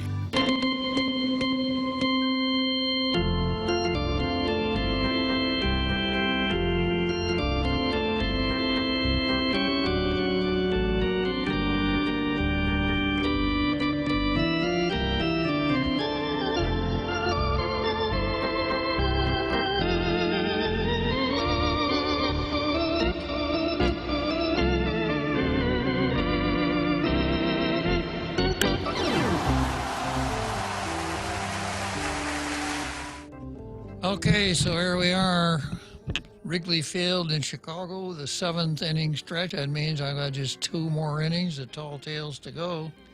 Next item on the card is Big Corporate versus America. And you know, I spent an awful lot of time on the program here talking about woke and wokeness and wokesters, critical race theory, and all of the what I think are horrible things that are happening to our country. It's easy for me to say, this is not the United States that I grew up in. This is not the Guam that I first came to. But even it's more pronounced in the States than here. And it's this whole idea of cultural Marxism that has infiltrated the society, the newspapers. You can't pick up the New York Times. Good example, New York Times. There was a story in the New York Post, which is a real newspaper, it's the oldest newspaper in the United States. And they ran a story about Hunter Biden bringing his laptop into a repairman. A lot of things happened to the laptop, but the hard drive wound up at the New York Post. And they looked on it and they said, wow, this is dynamite. There's all kinds of scandalous stuff on there about Hunter Biden, about Hunter Biden's dad, Joe Biden, etc. Pornography, drugs, influence peddling, you name it. And when that story came out, the New York Times said nothing about it for 5 days. 5 days later, the New York Times ran a story criticizing the New York Post. We don't know if this is genuine. We don't know if it's hacked. You know, this is just an attack on Joe Biden. And probably why Joe Biden won the presidency is because the Post, the Washington Post, the New York Times, and national newspapers didn't touch it. And social media also banned it. Yeah. They would delete it. Yeah. They intentionally delete it. Yeah, that's right. So as time goes on, we more and more and more. Not only was it genuine, which no one ever denied, it's even worse than what we thought. And it probably, the election turned on the fact that, you know, the New York Times and Washington Post are kind of the standard bearers for the print media. If they run something, others think, yeah, well, Times ran, we better do something there too, and vice versa. And like Matt said, newspapers nowadays are not that concerned about objectivity. They want to provide echo chambers for what they think their market is. And obviously their market is the wokesters. So we saw how the identity politics wokesters infiltrated major media outlets, even the other Meet the Press, not the real one, Chuck Todd's, right? And so on, except for Fox. And even Fox sometimes gets a little bit wishy-washy. And then the last straw was when we got to Georgia, and Georgia and a lot of other states have said, you know, after this last election with the mail-in votes and all of the other things that happened, people that were not state legislature changing the rules on and on and on, and the Constitution gives control of elections to the states. So states started changing their laws. And in Georgia, the law was changed.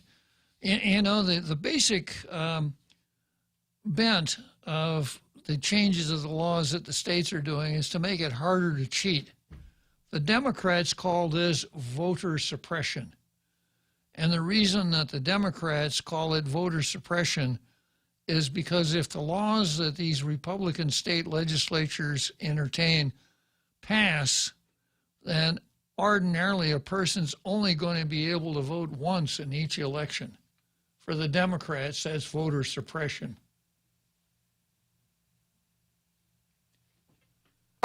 Yeah. So the last straw, though, was after Georgia passed this law, Major League Baseball said, we're going to punish you. We're going to take the All-Star game out of Atlanta. Probably cost $100 million to move that All-Star game. Coca-Cola said, we'll drink to that.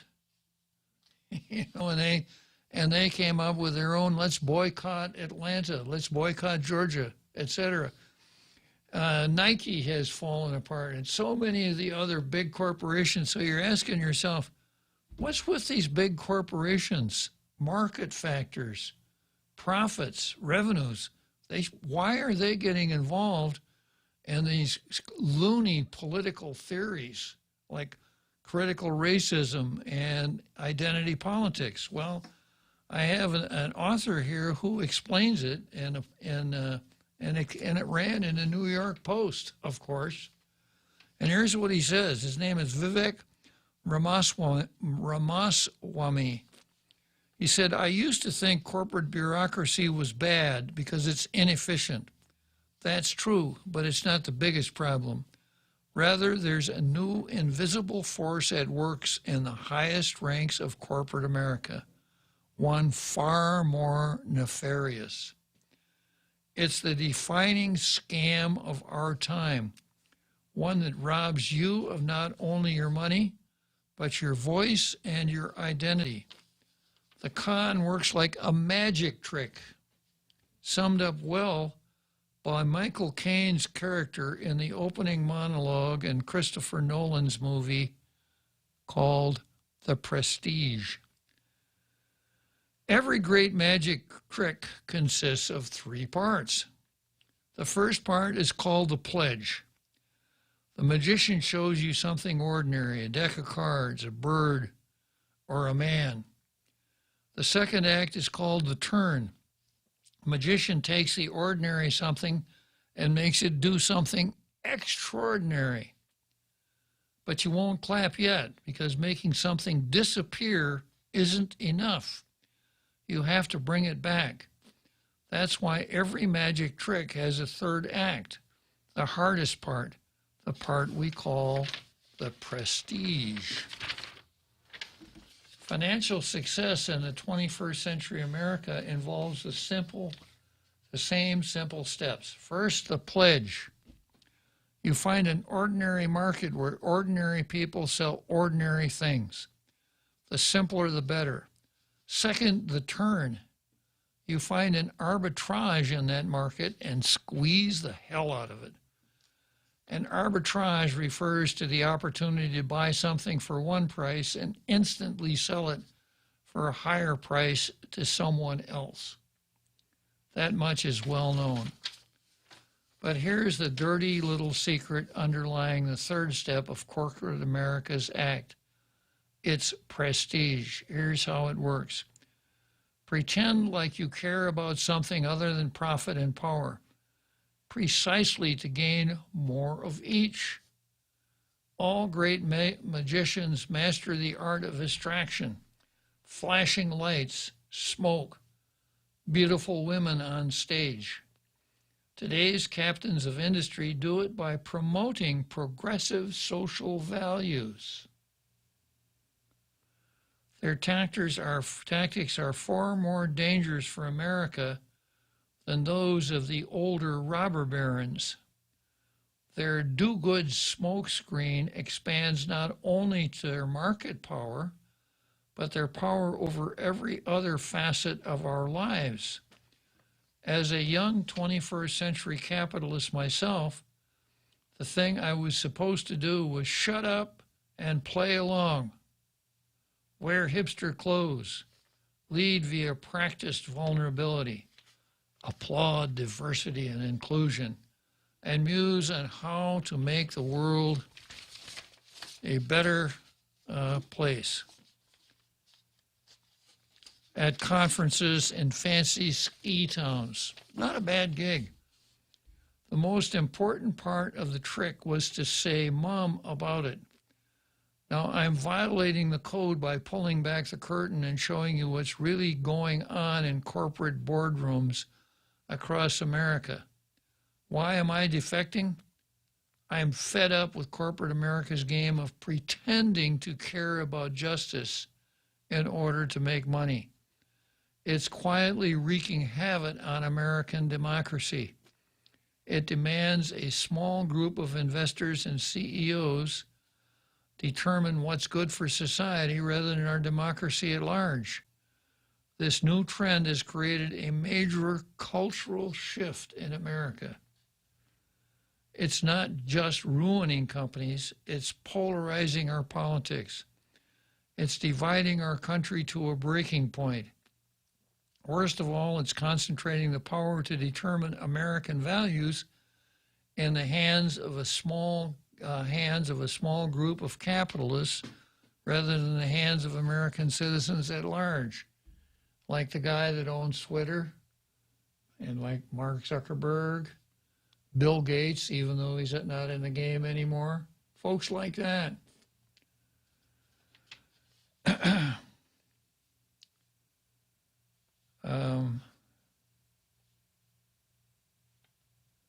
Wokeness has remade American capitalism in its own image. Talk of being woke has morphed into a kind of catch-all term for progressive identity politics today.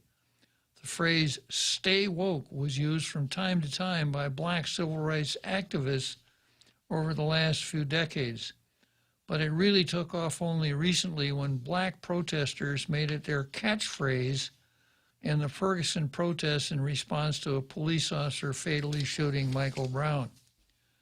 These days, white progressives have appropriated the phrase "stay woke" as a general purpose term that refers to being aware of all identity-based injustices.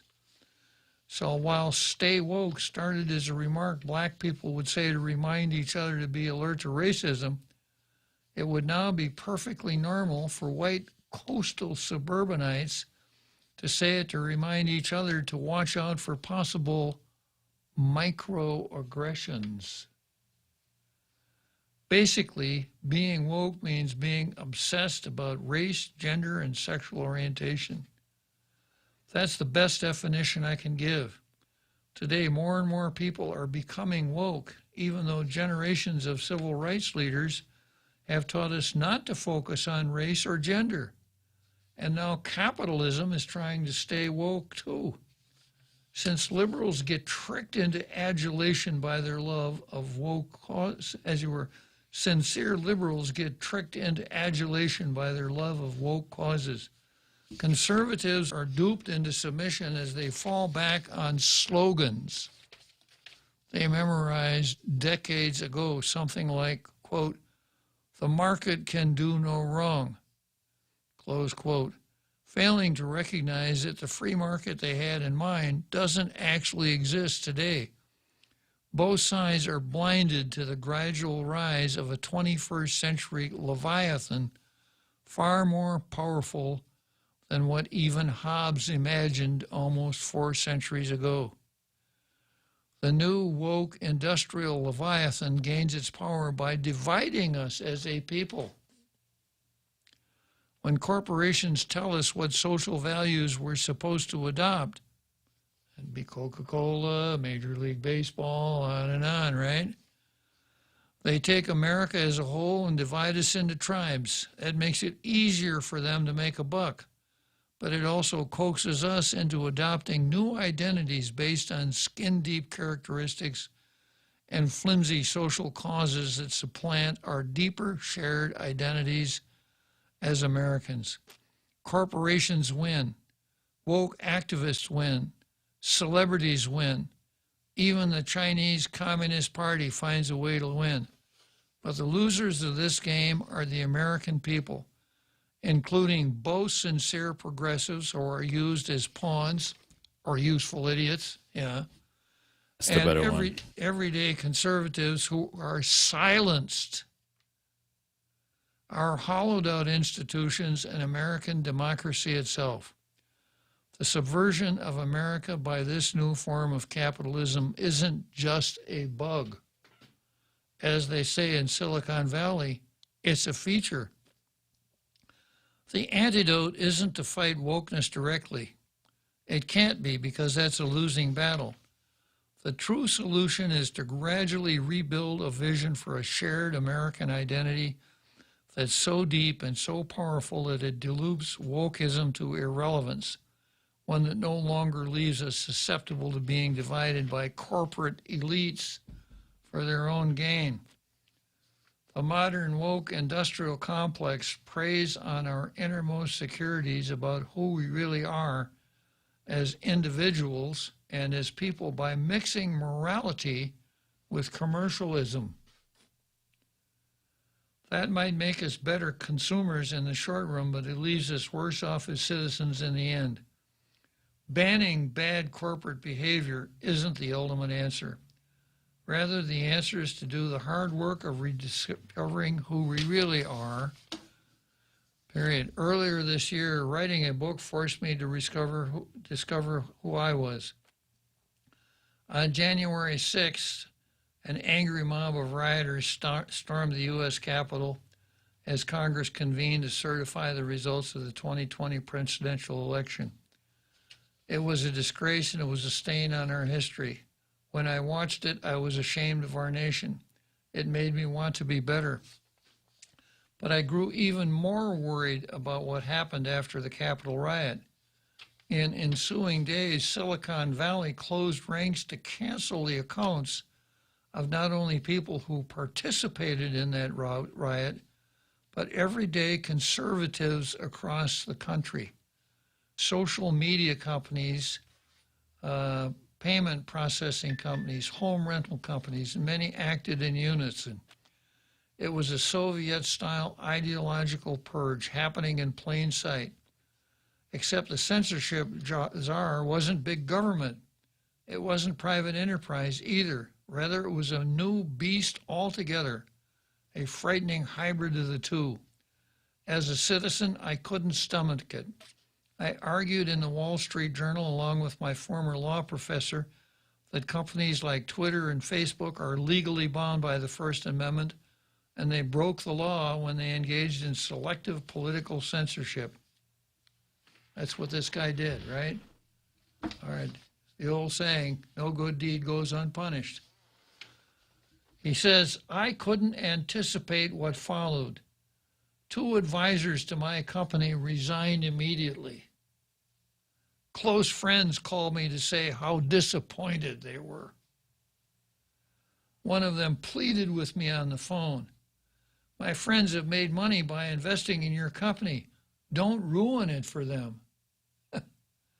One of my former executives, her eyes filled with tears, said, Vivek, I had such high hopes for you. What happened?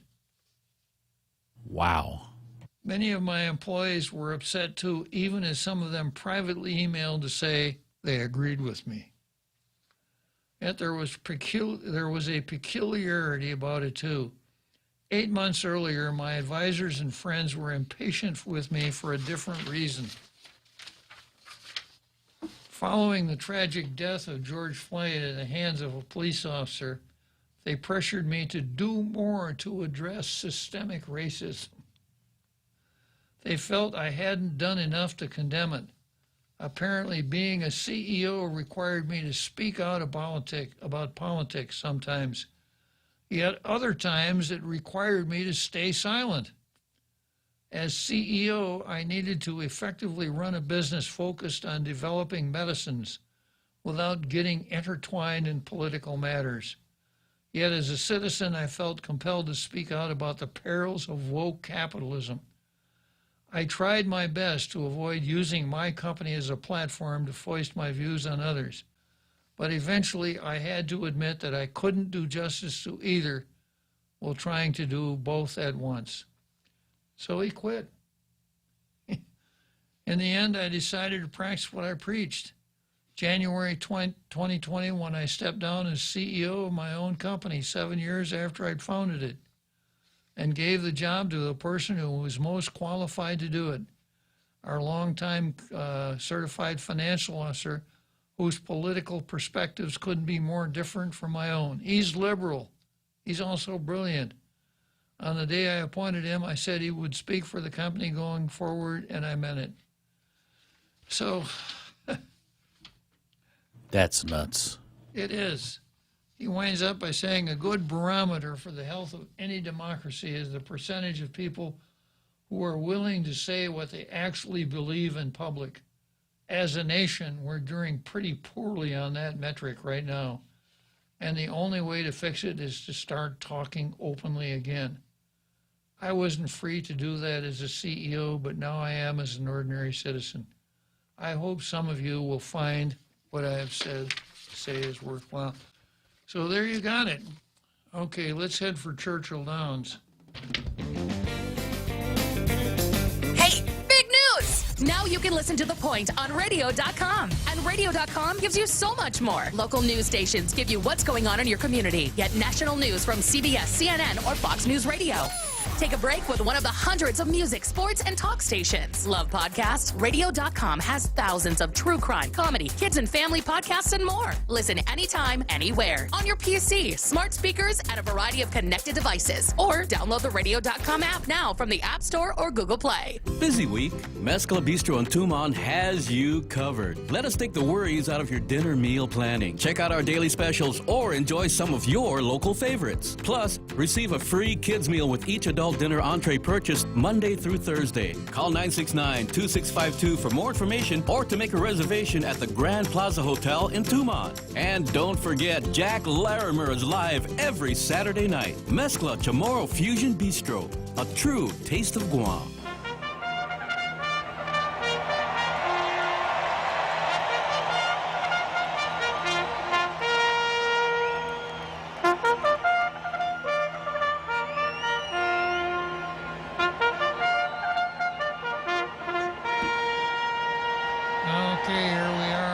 Churchill Downs, the home stretch for Tall Tales. That means I got about 2 furlongs to the finish line here in Tall Tales.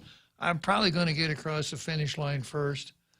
But just going back to the article that I just read, I talk about critical race theory, identity politics, cultural Marxism, neo-Marxism a lot. And the reason I do is because I think it's really important. And I think the reason I think it's really important is because I think it's ruining our country. And I've said before, I wonder if we're at the tipping point. I wonder if we've gone so far that we can't recover and bring it back, because so many of our institutions have been corrupted by critical race theory, woke, however, whatever tag you want to hang on it, so that you know, the traditional American society that we have found to work so well for so many of us for so long is on the rocks and is in the process of being destroyed. And I pick up from what the author of that article said, and I'm going to ask your permission to be a little self-laudatory in the process. A good barometer for the health of any democracy is the percentage of people who are willing to say what they actually believe in public. As a nation, we're doing pretty poorly on that metric right now, and the only way to fix it is to start talking openly again. I wasn't free to do that as CEO, but now I am as an ordinary citizen. I hope some of you will find what I have to say worthwhile. So I'm hoping that everyone, all you tailgaters out there, are willing to open your mouths, and when you see something that needs to be commented upon, comment on it. No, I'm going to pat myself on the back here. If something doesn't happen to be the right thing to say or politically correct or popular, etc., so far it hasn't stopped me from saying it here on the air. And I have run into people in town who say, do you think it's right to criticize so-and-so? You know, so-and-so is a nice person or whatever. And my response is that if I were not to criticize someone who's in public life, holding public office, etc., or the media or whatever, if I were not to criticize someone in public life who, in my mind, bears the necessity of criticism, and I didn't do it because I liked the person or because the person was nice, I should never sit behind this microphone, because that's not supposed to be what conservative talk radio is about. It's supposed to be issue-oriented, and if there's an issue that requires public comment, critical of someone or something or some action, then people look to talk radio for that kind of comment. And it's my hope that if you see that it can be done, you'll say, yeah, I could do that too. I know a lot of people that don't understand this whole idea of wokeism or critical race theory or neo-Marxism. And I think maybe I need to talk with them and kind of show them what it's all about. I think that's our only hope. It's like the author said, that we have to start talking about the really great things about our country and our island and our society. This whole idea of, you know, a Navy captain in 1904 said something really derogatory about Chamorros. Therefore, we need Guam to be independent. Classic example of what I'm talking about. So I'm going to keep speaking up as long as I can, and I certainly encourage every one of you tailgaters out there in our international radio listening audience to do the same thing. I've got another item on the card called the media versus truth. And of course, Matt really kind of squared me away in this whole idea that, you know, that I'm looking for something that I'm not going to find, because newspapers anymore are not interested in being objective reporters of the news. They're interested in market share and profits. So I got about 3 minutes to go. I haven't heard from another Joe all day long. He stood there and watched the merry-go-round spin for almost 2 hours, avoiding the temptation of climbing on the merry-go-round and mounting one of those horses, right, another Joe? Am I on? You're on. Yeah, you're on. I slowed the merry-go-round down for you, another Joe. Thank you.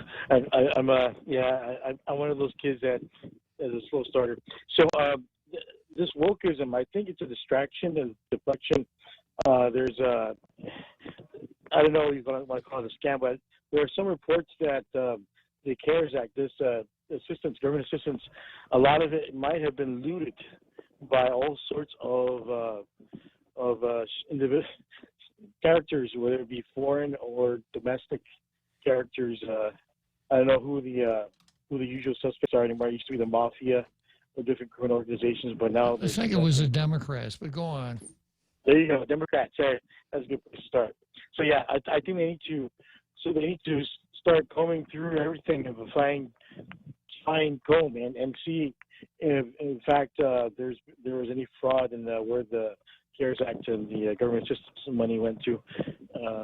So that's pretty much my 2 cents worth about in regards to wokeism just distracting us from the issues, which is the economy. Well, I know you're going to speak out another, Joe, correct? Yes, sir. As I think I just did, it's the economy. Only say the economy is stupid. There's a Bill Clinton's line. There's a George W. Bush. Anyway, so thanks for your time with the Bob, and I hope to hear from you all tomorrow. Good talking to you another, Joe. Yeah, a marvelous sense of timing. It's the end of the show. We'll be back tomorrow. See you then.